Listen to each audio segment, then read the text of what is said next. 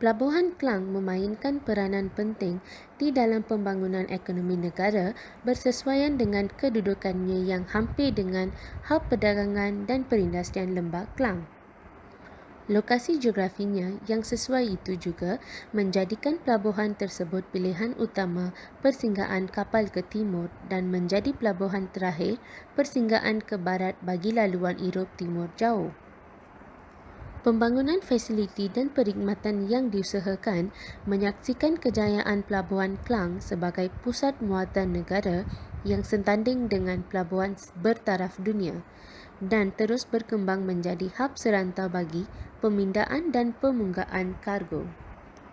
Peningkatan di dalam pengendalian kontainer telah menjadikan kedudukan Pelabuhan Klang berada di tangga ke-14 pada 2010, ke-13 pada 2011 dan ke-12 pada 2012 dalam senarai tertinggi 20 pelabuhan utama dunia.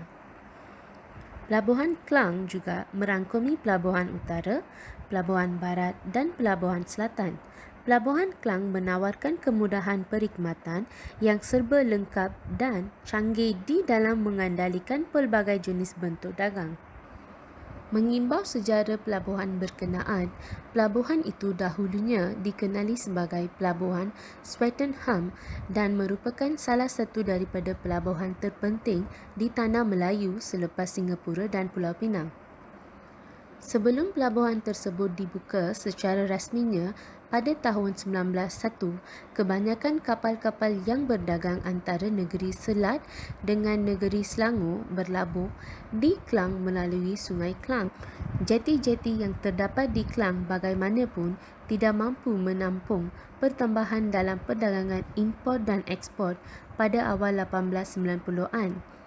Atas sebab itu, beberapa cadangan dikemukakan yang akhirnya menyaksikan Kuala Klang dipilih untuk pembinaan pelabuhan di kawasan pantai. Pembinaan itu pada mulanya hanyalah meliputi dermaga-dermaga atau tembok batu sebagai penahan ombak. Setelah landasan kereta api dibina dari Kuala Lumpur ke Klang, pembinaannya kemudian meliputi gudang-gudang perhentian kereta api dan kemudahan lain. Sebahagia sahaja pelabuhan tersebut siap dibina, barulah ia diletakkan di bawah tanggungjawab dan pentadbiran Jabatan Kerja dan Lalu Lintas Kereta Api.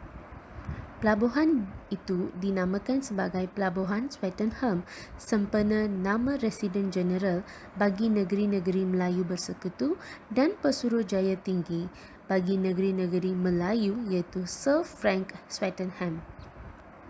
Lembaga Pelabuhan Klang kemudian ditubuhkan pada 1863 bagi mengambil alih pentadbiran pelabuhan tersebut daripada Kereta Api Tanah Melayu. Kemudian diswastakan pada 1986 selaras dengan dasar kerajaan untuk menyemai pengurusan dan disiplin sektor swasta ke atas badan dimiliki dan di kawasan kerajaan di negara ini. Kemudahan terminal kontainer yang dikendalikan oleh Lembaga Pelabuhan Klang diswastakan kepada Klang Container Terminal Berhad. Bahagian operasi dan perkhidmatan pelabuhan diswastakan kepada Klang Port Management Sdn Berhad pada tahun 1992.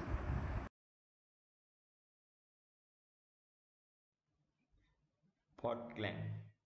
Ia bermula dengan idea.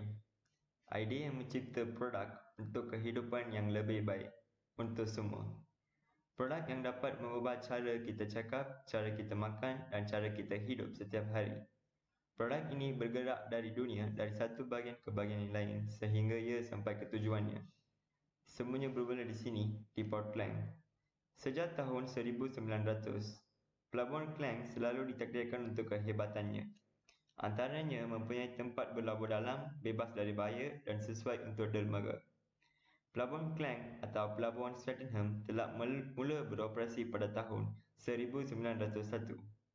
Sejak itu, pelabuhan telah berkembang dari segi kekuatan dan perawakan. Port Klang menyaksikan dua tongkak utama pada tahun 70-an. yang itu adalah perkembangan pesat dan menamakan semula Swettenham menjadi Pelabuhan Klang. Pada tahun 80-an dan 90-an, prospek operasi Pelabuhan Klang berubah dengan ketara dengan era penswastaan, dengan hanya operasi kontena dan segera berkembang ke kawasan lain. Pada pertengahan tahun 90-an, semua operasi harian Pelabuhan Klang adalah menswastakan sepenuhnya.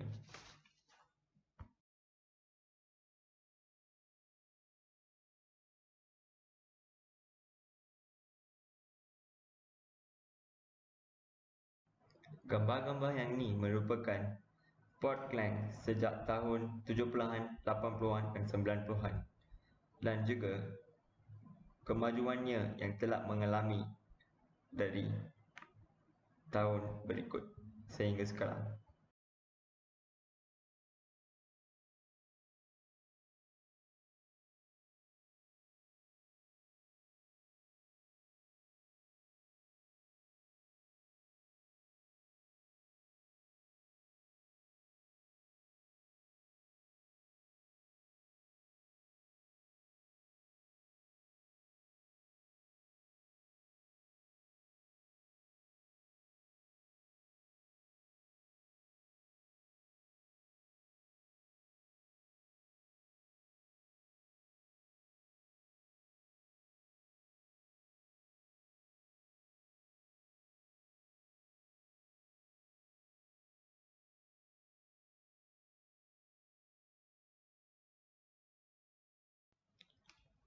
Pelabuhan Klang kini telah mengalami peningkatan yang besar dalam beberapa tahun kebelakangan untuk menjadi seperti sekarang.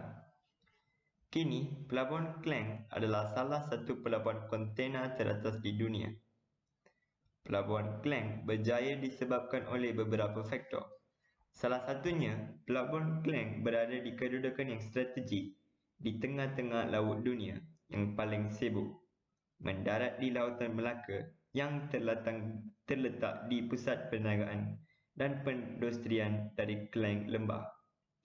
Port Klang juga menghubungkan lebih dari 600 pelabuhan di 120 negara di 6 benua. Port Klang adalah penentu arah aliran berkaitan dengan ikan dan laut serta hubungan. Dengan lebuh raya pelbagai lorong yang hebat, perkhidmatan kereta api berkapasiti tinggi dan lapangan terbang Kuala Lumpur iaitu antarabangsa hanya dalam jarak 20 minit hampir tidak dapat dilihat di mana-mana tempat di Asia. Dengan semua aspek ini, tidak salahlah Pelabuhan Klang adalah sebuah port yang terbesar di dunia dan juga yang amat dipandang tinggi.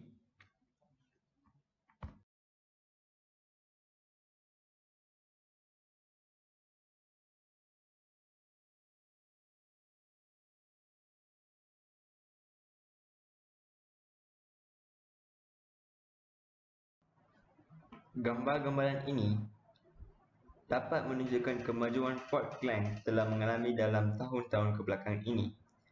Hari ini, Pelabuhan Klang adalah pelabuhan kontena ke-13 teratas di dunia.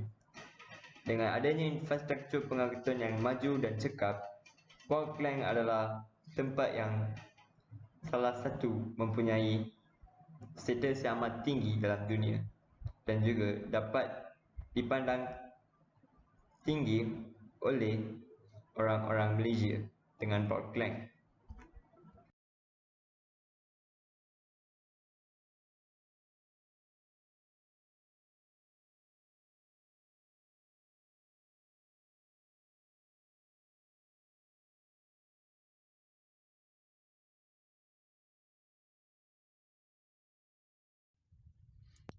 Kesan Pelabuhan Klang kepada penduduk. Sebelum adanya Pelabuhan Klang yang maju kini, Pelabuhan Klang sudah dikenali. Ekonomi yang ada tidaklah semaju sekarang. Hasil-hasil yang keluar agak terhad disebabkan laluan-laluan yang tidak sistematik. Jadi disebabkan laluan yang tidak sistematik, jadi tidak banyak sektor yang ada pada masa itu.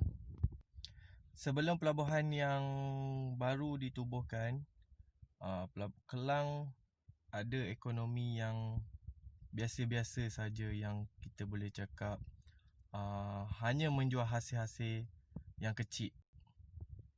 Jadi agak terhad jugalah hasil yang mahu dijual kepada luar. Selepas adanya pelabuhan Kelang pada tahun 1963 yang dikenali sebagai Port Swettenham, banyak perubahan yang berlaku pada masa itu. Ekonomi yang dulu mundur, kini kita boleh nampak sangat maju dan menjadi salah satu pelabuhan yang agak sibuk di dunia. Disebabkan ekonomi yang sangat maju pada masa kini, banyak laluan-laluan yang sistematik telah diwujudkan. Contohnya seperti laluan air yang sistematik dan laluan darat yang sistematik untuk melakukan proses-proses penghantaran hasil-hasil yang ada di Selangor dan juga di sekitarnya. Oleh sebab itu, banyak-banyak pembangunan yang kini kian meningkat disebabkan oleh pelabuhan tersebut. Jadi banyak-banyak sektor yang wujud selepas adanya pelabuhan Kelang. Ini juga memberi peluang pekerjaan kepada penduduk setempat. Antara sektor-sektor yang ada terdapat di pelabuhan Kelang adalah penghantaran, pemprosesan bahan mentah, penghantaran dan sebagainya. Jadi disebabkan oleh kerana sektor-sektor yang sedia ada ni sudah bertambah, maka jumlah populasi penduduk telah bertambah, meningkat. Jadi banyak juga boleh dikatakan kawasan-kawasan baru dibuka untuk menambah populasi penduduk setempat. Yang dahulunya kecil, sekarang ni telah meningkat besar, dan keadaan di sekeliling Kelang sekarang ni agak menjadi terlalu padat. Kalau kita boleh tengok sekarang ni. Menurut kajian statistik pada 2010, boleh dikatakan jumlah penduduk di Kelang meningkat jadi kepada 243,400 untuk Bumiputera, 121,553 adalah kaum India, 152,582 kaum Cina dan 2,994 adalah lain-lain. Itu tidak termasuk. Akhir sekali adalah kesan penubuhan Pelabuhan Kelang kepada penduduk setempat. Umum mengetahui bahawa apabila berbincang mengenai kesan, akan wujudnya dua jenis kesan, iaitu kesan positif dan juga kesan negatif.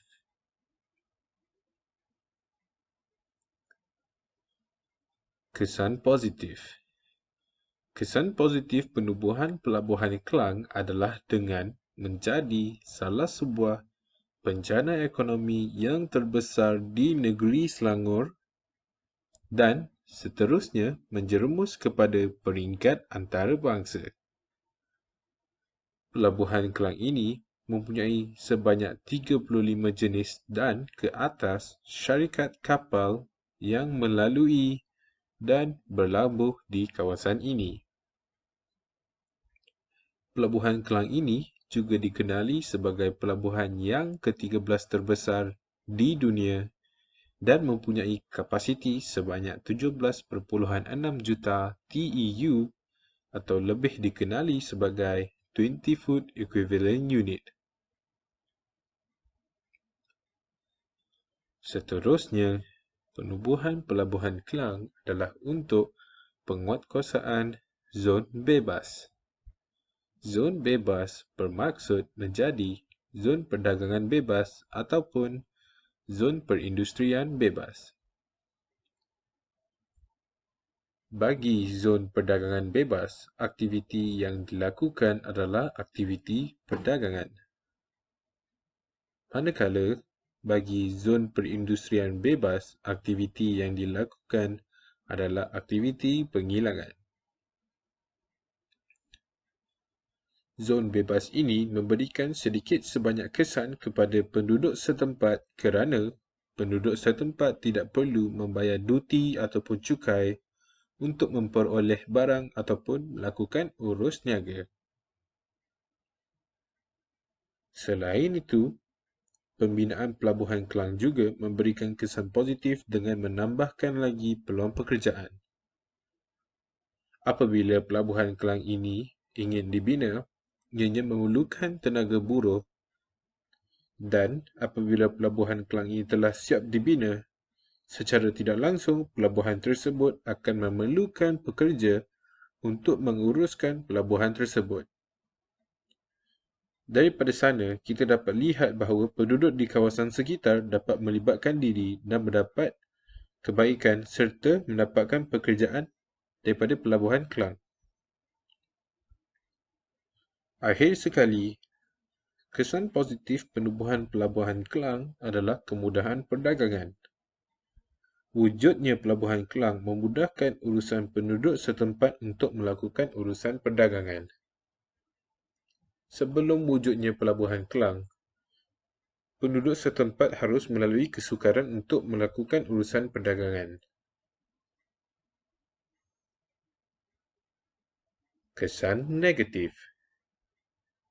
Bagi kesan negatif pula, penubuhan Pelabuhan Klang dapat mengakibatkan kesesakan trafik pelabuhan.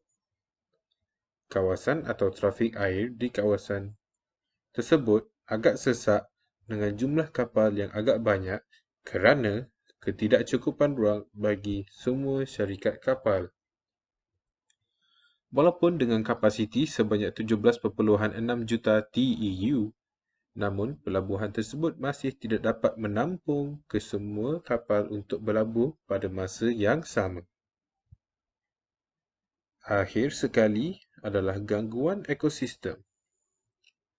Wujudnya Pelabuhan Klang tersebut adalah dengan mengganggu ekosistem dan melakukan pencemaran terhadap alam sekitar. Pelabuhan ini mengakibatkan pencemaran udara, pencemaran air di kawasan sekitar, dan pada jangka masa yang panjang dapat memberikan kesan kepada kesihatan penduduk setempat.